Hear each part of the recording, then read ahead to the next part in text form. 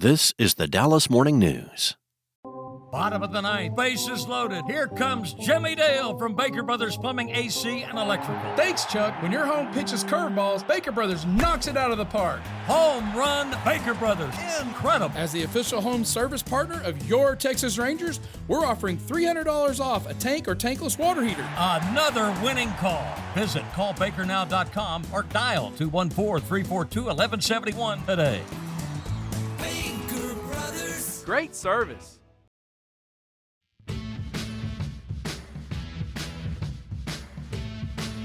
Hello and welcome to the second episode of SportsDay Rangers, a spinoff of the weekly SportsDay Insider podcast powered by the Dallas Morning News. And I'm John Blake. And I'm Evan Grant. Well, obviously we're not at the Dallas Morning News spacious studios in downtown Dallas this week.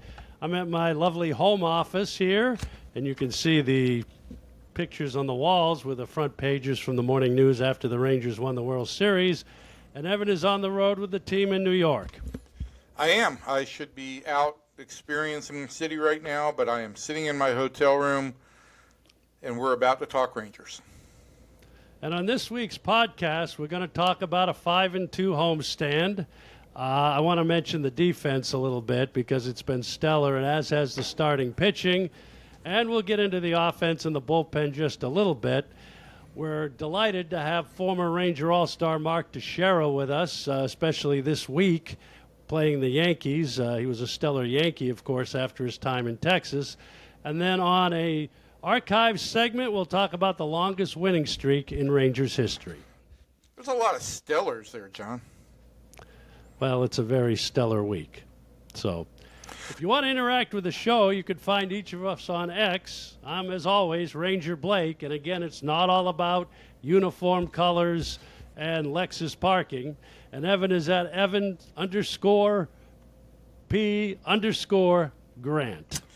If you missed our first episode, you can find it in the SportsDay Insider podcast feed. We talked to Rangers Hall of Famer Michael Young about the in-season change at hitting coach and how I can take all of the credit for setting up the stage for his return to the organization in a story that also features clowns.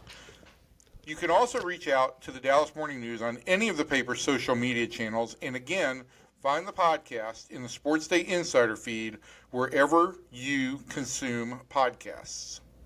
So before we start, I would like to go back to, I was reading my Saturday paper, and in the opinion section of the Dallas Morning News under Three Cheers, Evan got a shout out from a fan in Dallas and Lake Highlands for using the word somnambulant in a column about the Rangers offense, I believe. If you don't know what somnambulant means, I looked it up in the dictionary. It means resembling the characteristics of a sleepwalking person. So I think Evan might have some personal experience in that regard. But Evan, where did you come up with this word that has apparently shaken the linguistics, the linguists, I should say, of the Metroplex? Well, I'm very talented in that way with my 50-cent words. I'm still trying to work in falderall into a column before the end of the season. But I thought somnambulant was a good way to discuss this offense as it had performed for the first 40 games or so of the season. It was sleepwalking. It wasn't functioning. And rather than just say not functioning, always be more colorful when you can, John. Well, that was very nice. It was quite a shock when I was eating my oatmeal on Saturday to see that. So let's get into the week. As we said, the Rangers were 5-2 last week. They took care of the Colorado Rockies like the rest of Major League Baseball has over the first quarter of the season. And then they split the first Silver Boot Lone Star Series matchup with Houston, going 2-2, and pretty much holding the Astros, with the exception of a couple of innings, pretty much down offensively. The Astros, with a pair of three-run homers on Friday and Sunday, won a couple of games. But where do you think we are? I mean, the starting pitching continues to be amazing. Yeah, it's the best in the American League. And I know you want to talk about the defense, and the defense, I think, leads baseball in defensive runs saved, according to Fangraphs.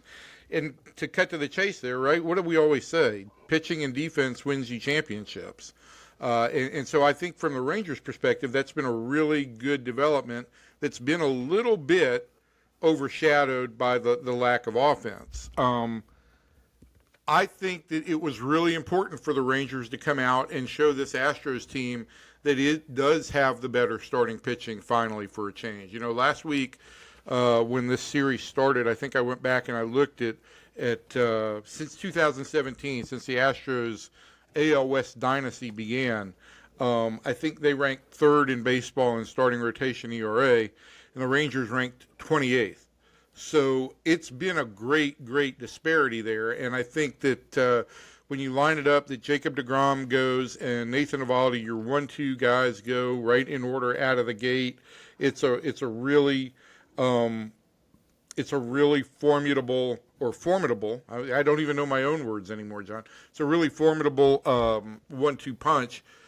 The one thing I'll say is, you know, you go back and look at this weekend, and we can break down the weekend any way you want, but when the starting pitcher exited the game over those 4 days, I think they had at that point pitched 18 plus innings, maybe more than that. Houston had scored 2 runs. Now Leiter ended up having 2 other runs charged to him after the home run by Paredes, but my point is the Astros had 2 runs against Rangers starting pitchers at the time that they had left the game. And I don't know if that is all about the Rangers or if it has something to do with the Astros missing Yordan Alvarez, but that's an impressive number right there, and it should bode well for success against Houston. Well, as you talked about, I guess we'll talk about the defense a little bit here and then maybe get back to the bullpen.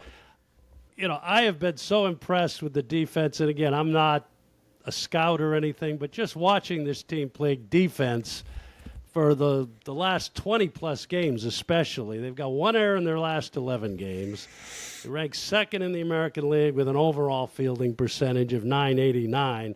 The outfield's made 2 errors all year and saved several hits over the weekend. Josh Young, has been great at third base in terms of picks. Jake Berger's done a nice job at first base. And then the outfield of Langford, Carter's now on the DL, and then Garcia in right. And then you watch the Astros, right? And the game on Friday night, their starting pitcher, Blanco, throws a ball into center field. It cost them really 2 runs in that situation. But it's amazing when you watch a good defensive ball club and how you can save runs all over the field, and that includes the pitchers too. Yeah, 100%. Look, just to quote this stat again, and I know, you being an old school guy, you like to talk about fielding percentage and all of that stuff, but hey, we're new school here, John. We're talking about defensive runs saved according to Fangraphs, and as the Rangers head into the Yankees series, they had 39 runs saved, which was the most in the major leagues by 9. It wasn't really a close second. Toronto was second with 30, and the Astros had 10 runs saved. And you do look around the field, and you look at Adolis Garcia, who is moving significantly better than he did a year ago. And on Thursday night alone, made 2 really impressive catches. And I thought the second catch that really preserved the shutout at that point, where he broke in on a ball on a sinking line drive, on contact. It was a great read, and I thought I was over complimenting it, but I went back to Bruce Bochy and I went to a couple other people, and no, they were of the same mindset. It was just a phenomenal read on Adolis's part. He made another catch on Saturday where he took a double away. I think that ball probably would have hit the top of the fence. He wasn't sure if it would have gotten out, but he's been the biggest, I think, guy who has stepped his game forward this year significantly because he's moving better. Then you look at the other corner and you look at Wyatt Langford, and at this point in time last year, he was still pretty much a full-time DH. Hadn't really played the outfield in the big leagues. Now, he obviously came up as an outfielder in Florida, but had not played in games where you've got that third set of seats and the lights and all of that. I think he's made tremendous strides in left field. And to this point where I've been lobbying a little bit, like if Evan Carter were to struggle or if Evan Carter were to be hurt like he is right now, could you play Langford in center field if need be? And I think the Rangers could get away with that. I think also if you do that now, would you play Smith in left, and with Seager still out for the time being, Duran at short? Would you put a Haggerty or a Pilar in left, or how do you see that? I mean, I think the only way you do that is if you've got a full assortment of healthy players, then you look at the possibility. If Evan Carter were to struggle or get hurt, could you put Langford in left and Josh Smith or Langford in center and Josh Smith in left, with the infield obviously being at full strength? If you could do that's just a way to get Josh's bat in the lineup every day when you do have a healthy lineup. But I think right now, and the other part of that is, that way if you do decide that you're going to use Langford in center field on some of the days, say when Evan Carter can't play, say against a left-hander, then all of a sudden Wyatt's not switching back and forth. But I think the Rangers are very happy with Evan Carter in center field, and he's looked great out there when he's been healthy. But this quad issue that has come up is just another reminder that with his build and with some of the issues that he has, that's going to be, it seems like it's going to be a constant battle to make sure that he's fresh and healthy. Well, speaking of health, let's touch on this quickly here before we get to our guest. Health in the bullpen. It took a little bit of hit this week. Luke Jackson first had a hiccup. He's back. Chris Martin looks like he's probably going to be down for the count for a while. What do you do here with Martin, who had been your primary setup guy? Armstrong has pitched well. Jacob Webb has pitched well. Robert Garcia, obviously, you gave up the 3-run homer yesterday, and not a great matchup there. But what do you see of that happening? Well, I think the immediate issue, right, is Chris Martin. As we're taping this at the outset of the week, I expect that by the time this drops, Chris will be on the IL. I think even though when I spoke to Chris Young at the beginning of the week, he seemed pretty optimistic about this, I think the Rangers were going to act cautiously.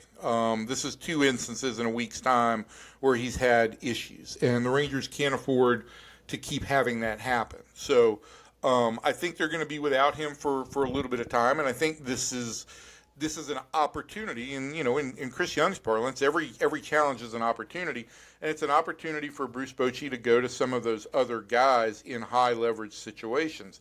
I think if there's anything that's happened with this bullpen, and it's been better than I expected, and guys have been willing to pitch in whatever roles they've been given, but I think that they've worked hard. The Garcia, Young, Jackson, they've all worked hard, and I think that this week is maybe a reminder that, hey, you've got to use all the different arms out there that you've got in some leverage situations. I think the other thing with the bullpen that the Rangers could explore is, you've been remarkably healthy in the starting rotation to this point. I'm trying to knock on wood for the Rangers there, but you are making progress with John Gray and Cody Bradford in the rehab from their injuries. Kumar Rocker is about to start a rehab assignment, and I think that it's entirely possible when it's all said and done, the Rangers could look to one of those 3, maybe even 2 of those 3, to potentially fill out that bullpen as needed. We'll see what happens. And again, you can never have enough pitching depth, so we'll see. So we're going to move on now. Every week on the podcast, we want to chat with a player who knows plenty about both sides of the Rangers series this week, and that's Mark Teixeira, and we'll have him coming up.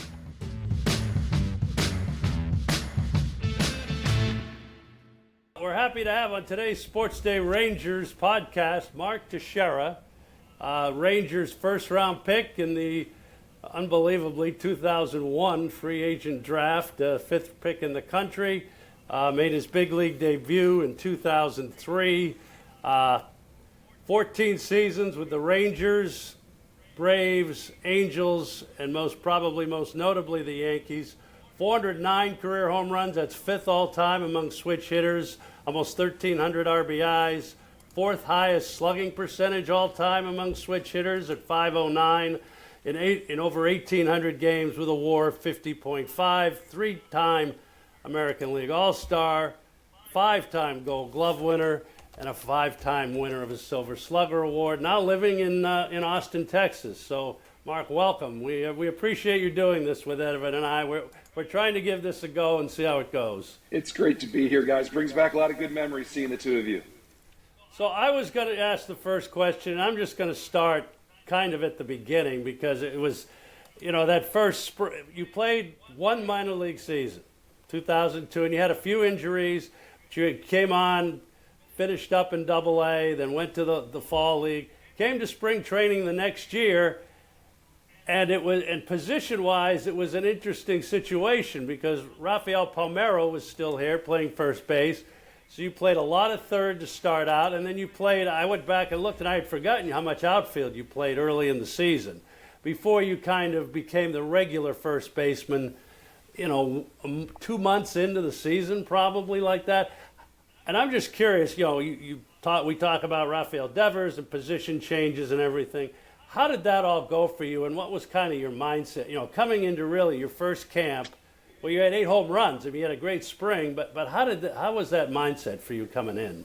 Well, it was a total whirlwind, John. I mean, I think I would be lying to myself if I didn't say that it was I was on the Rangers because of my bat. I came to spring training as a below average third baseman, and like I said, I'll be honest, I was a below average third baseman. We had Hank Blaylock at third. I'm kind of an average athlete. I'm not the fastest guy on the team. Don't have the best arm on the team. So Buck Showalter, he's trying to figure out a way to get me in the lineup. And so he basically said, get a first baseman's glove. I'd never owned a first baseman's glove up until that point. Get an outfielder's glove. Hadn't played outfield. I played shortstop and third base my entire life growing up. So Buck was very honest with me and just said, listen, Tex, we need you in the lineup. Get 3 different gloves, and when you show up to the ballpark, we'll tell you which one to put on for batting practice.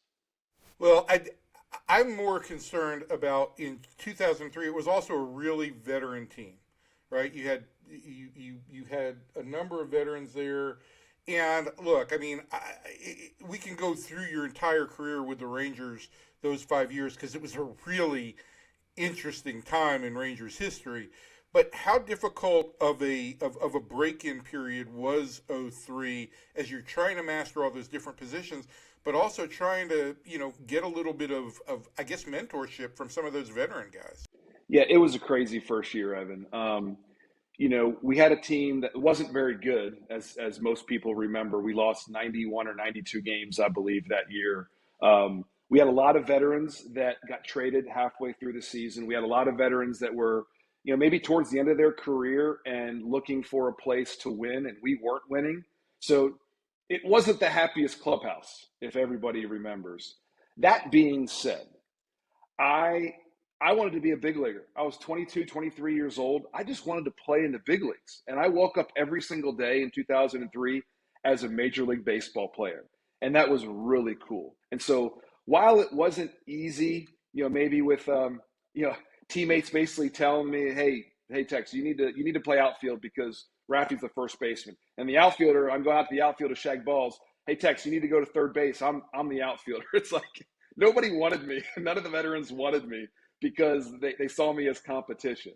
But, Michael Young, Hank Blaylock, Kevin Mensch, we had some young guys that were really fun to be with. And, we kind of stuck together, that young group of guys in 2003 and ultimately got through that tough season and had a really fun, great season in 2004. Well, we're not going to go through this year by year, but I do want to touch on 2004 because it was such a strange year, right?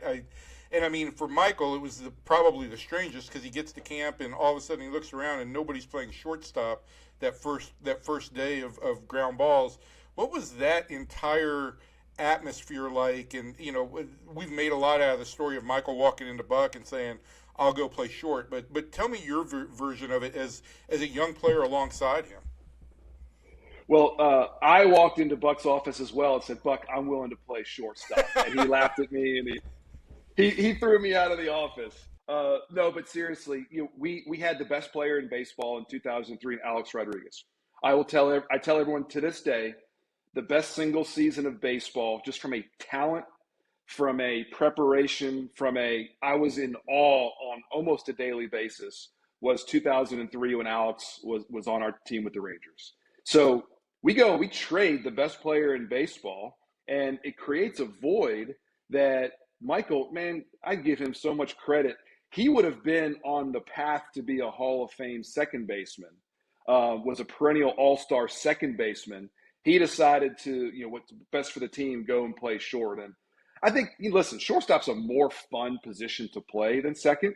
So I think he really enjoyed playing short more. And even though maybe for his career or stats or all-star game wise, whatever it might be, maybe it wasn't the best switch for him, I think Michael really enjoyed playing short.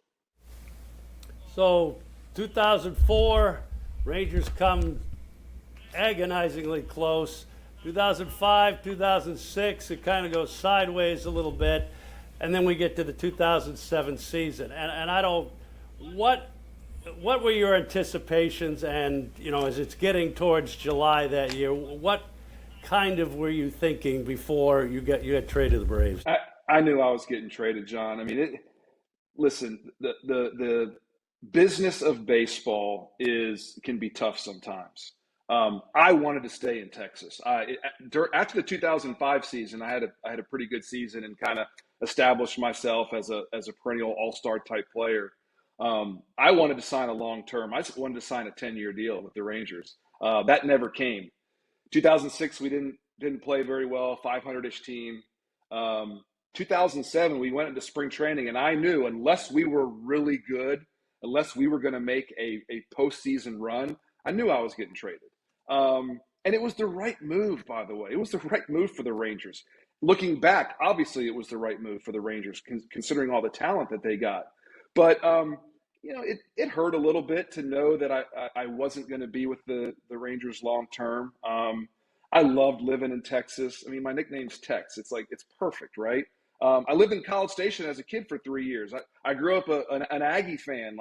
I wanted to be a Texas Ranger for life. And when I realized early into that season, when we went from, all right, let's go get him in spring training, to we kind of stink, I knew I was getting traded. And that was tough to swallow, but it's the business of baseball. The one time Tex and I really enjoyed covering Tex. I enjoyed giving him a bunch of crap because he's a Georgia Tech guy and I'm a Georgia guy.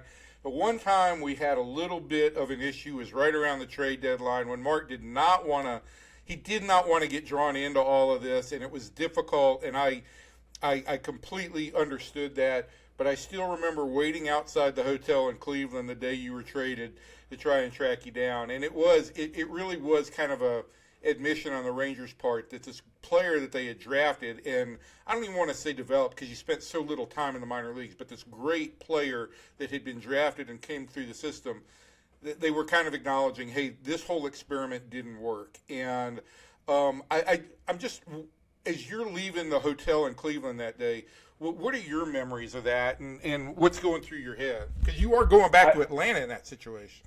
I remember that so vividly, Evan. And I feel bad that I blew you off because I know it probably stays with you to this day, right? 18 years later, I feel bad. I didn't want to say something I was going to regret. That's why I didn't talk to you. Because I had so many great memories playing for the Rangers. I had so many friendships, still friends today. That's why I moved back to Austin, right? So many great friends in the Texas, in the Dallas-Fort Worth area. And I didn't want to say something out of emotion that I was going to regret. So now, at the same time, I was really excited to go play for the Atlanta Braves. I went to college at Georgia Tech, as you talked about, ton of family and friends in the Atlanta area. So on the one hand, I was really sad, and it was kind of the inevitable happened. I didn't want to, I didn't want to let the emotions get the best of me. But also, I didn't want to sound like I was so happy to leave as well. And so it was just a tough time. It really was. And by the way, I got traded again. I went to Atlanta. I loved Atlanta. I got traded again. I mean, twice in 2 years, I had to go through that same, hey, I'm playing so well that my current team can't keep me anymore. And all the national pundits or analysts, whatever, are saying Texas going to the Yankees. Everyone knows he's going to the Yankees. It's inevitable. And so, whether it was the Rangers, the Braves, or the Angels, it seemed inevitable that I wasn't going to stay long term with any of those teams. But I had a blast playing for all three of them. Hey, one other thing I wanted to touch with you on is kind of this dichotomy, right? You do sign the deal with the Yankees. You win that World Series the first year. It's a great moment for you. And then 2010, and you and I have never really dived into this at all, but we get into the ALCS, and you're playing against a bunch of your buddies that you grew up with, and then you get hurt in Game 4, right? And you don't play the last two games, and you're watching this from the other side of the field. What's going through your head at that point? Because I know you're disappointed that you're not going to repeat and that you're hurt, but what are you seeing on the other side of the field? It was so weird. It was so weird. I mean, playing in the old ballpark in Arlington, which I still consider home. I was at the All-Star game last year doing some stuff for the Rangers. We had some events next door at Choctaw now.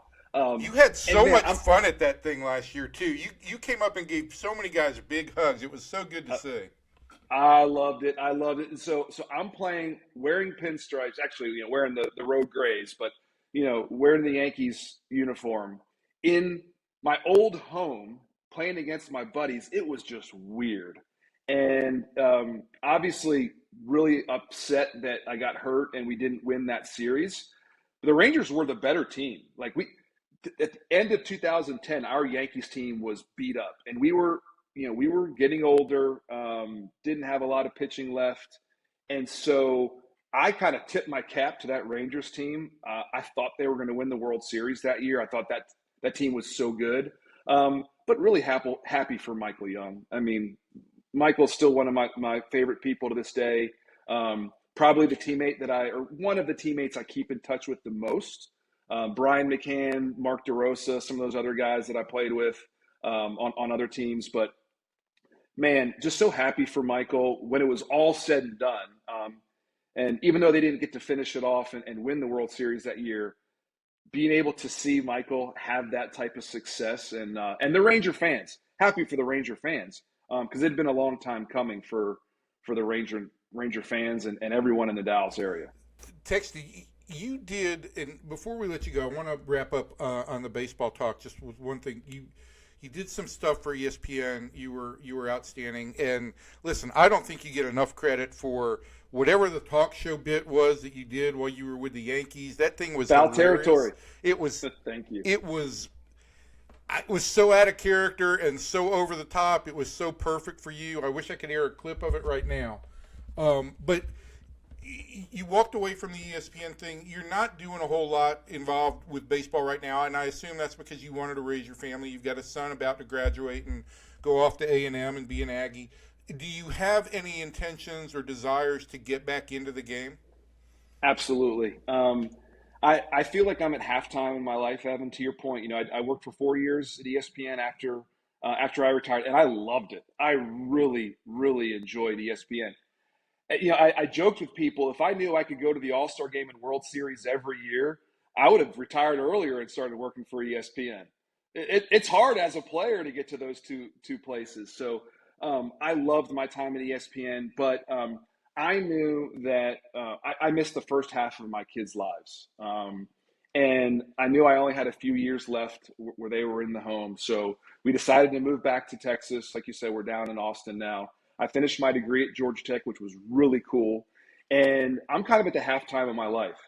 I would love to get back into baseball, more on the ownership side, more on helping an owner navigate the business and baseball side of things. I feel like I've seen both sides. I've seen, how to build franchises the right way or the wrong way. I've seen from the ESPN side, I've talked to a lot of smart executives, talked to a lot of smart owners and how they look at things.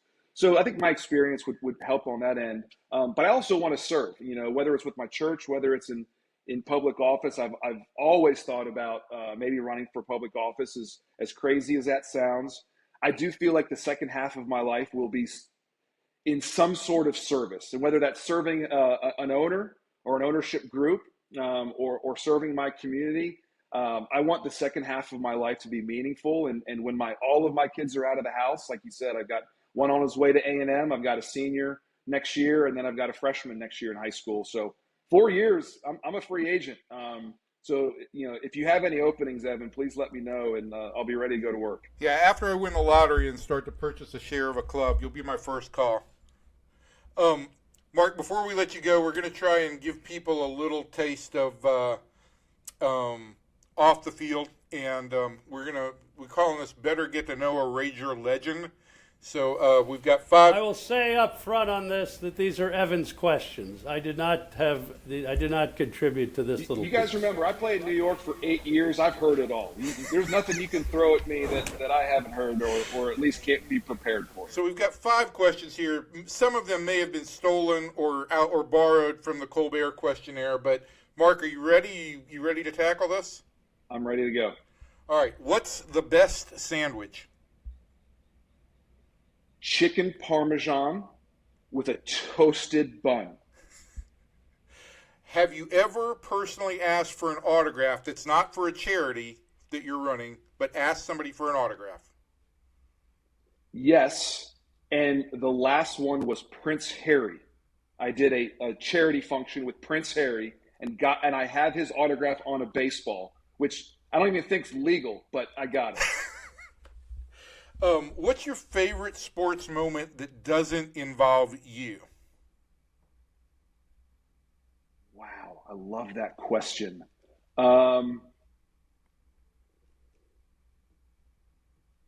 Watching, I would just say watching my kids play sports. That's probably like a dad cop-out answer.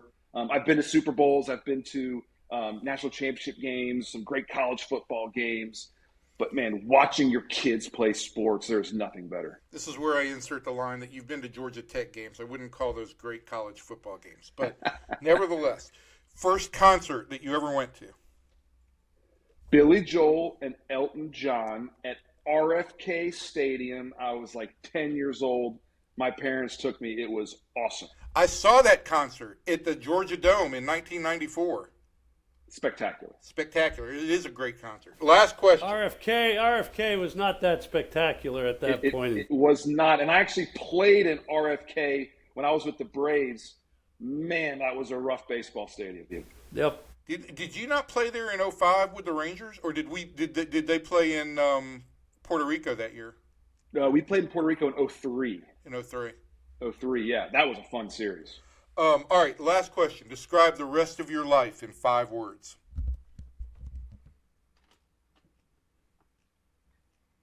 Being there for my family and my community. 7. Being there for my family. How about that? Perfect. That's great. Excellent. That's outstanding. Mark, thanks for joining us on the Rangers SportsDay podcast. Thanks, you guys. Dex. We appreciate it. Come see us in Arlington. I'll do it anytime. This was fun. Was this painful? This was awesome. Was it? I could talk to you guys forever. I enjoy. I had a conversation with a friend this weekend, and he essentially asked, "Is it harder the further you get away from your career?" And I go, "Man, it's way easier because I forget about all the outs. I forget about the strikeouts. All people talk about are the good stuff. Like it is so much fun." And Jorge Posada said that too. He came back and he spoke at one of our charity functions a couple years after he retired. And someone asked him, like, what's it like being retired? He goes, "It's awesome. I haven't made an out in 2 years." And that's, I haven't made an out in 9 years. So things are good.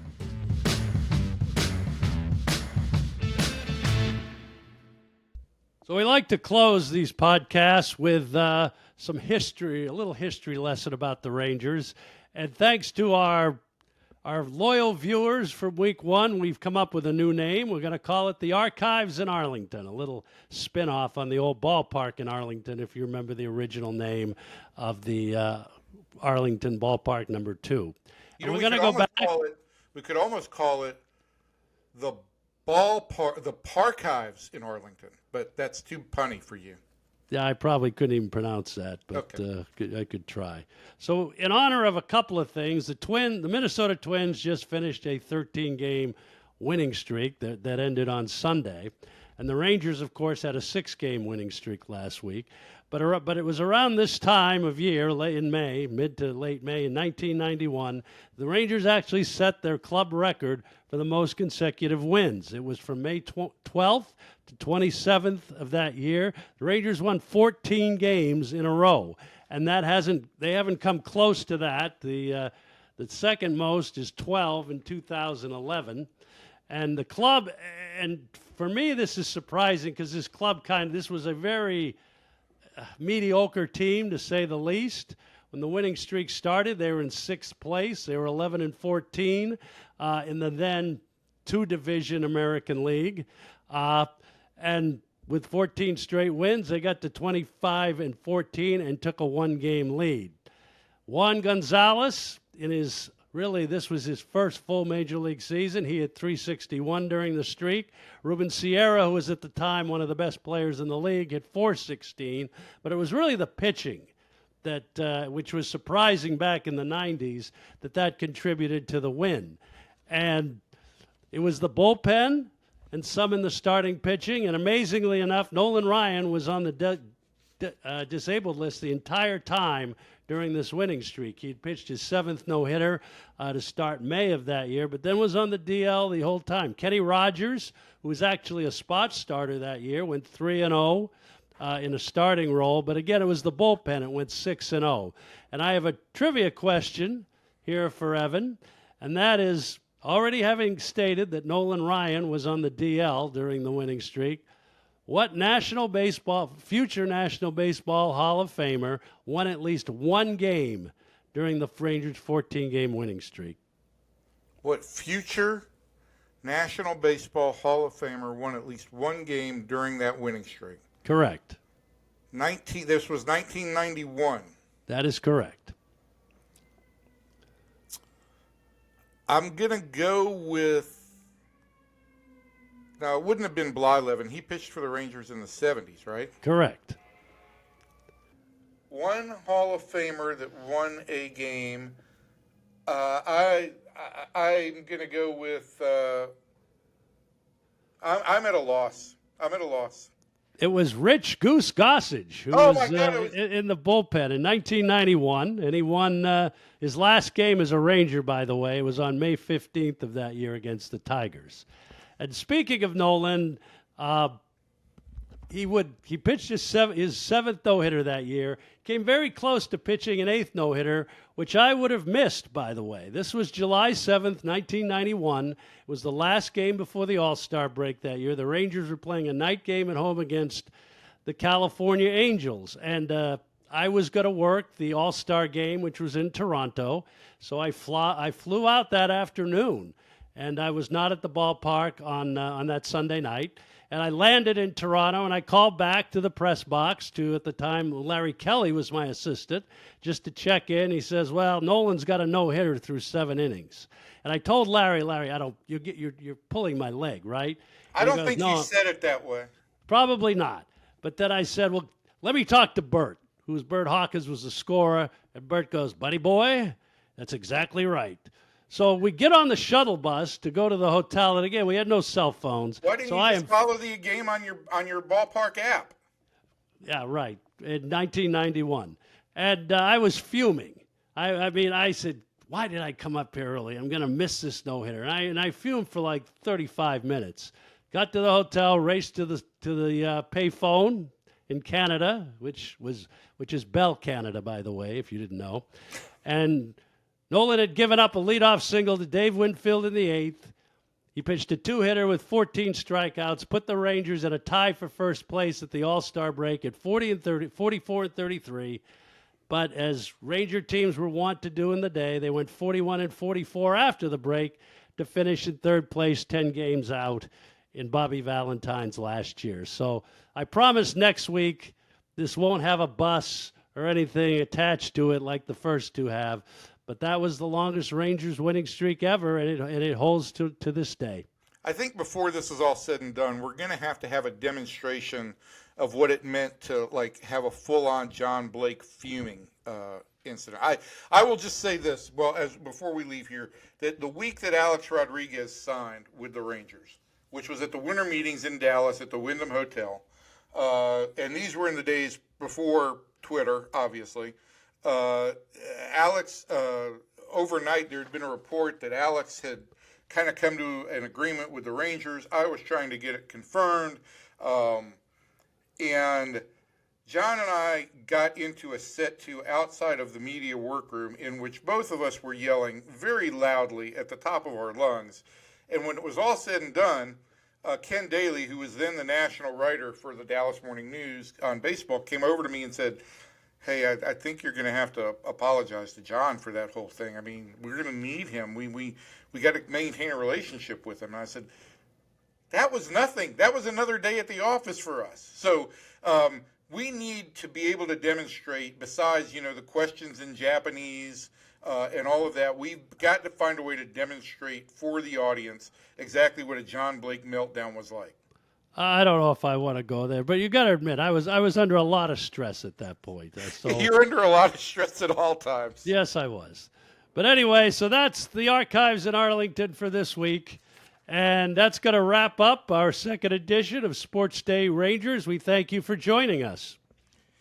Hey, if you can't get enough of my opinions and my stupid jokes, you can also hear me with Morning News columnist Kevin Sherrington on Sports Day Insider in the same feed every week. Each week we're featuring Sports Day reporters who are reporting on the top stories in Dallas at that point in time. It's the second best podcast the Morning News does. So if you have any questions for us, you can ask us on X, and we'll try to get to some each week. And thanks to Mark Teixeira for joining us this week. It's always great to talk to Tex. We'll talk to you all next week.